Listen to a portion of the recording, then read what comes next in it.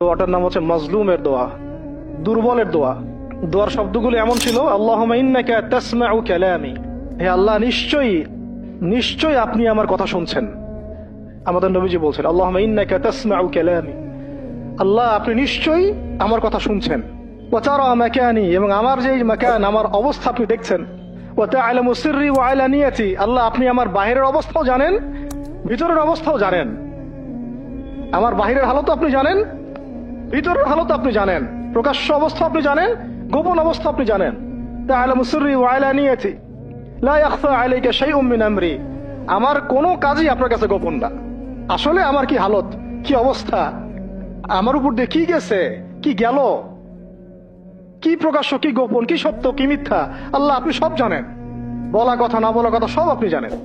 তা'লামু সিররি ওয়া আলানিয়াতি লা ইয়াখফা আলাইকা শাইউম মিন আমরি। এরপরে নবীজি বলেছেন, মিসকিনরা যেভাবে তোমার কাছে চায় আল্লাহ, আমি সেভাবে তোমার কাছে চাচ্ছি। ওয়া আবতাহিলু ইলাইকা ইবতিহাল আল মুযনিবি যালিল, একজন মানুষকে যখন অপদস্থ লাঞ্ছিত করা হচ্ছে, সেই মানুষ যেভাবে আপনার কাছে চায়, আমি সেইভাবে আপনার কাছে চাচ্ছি।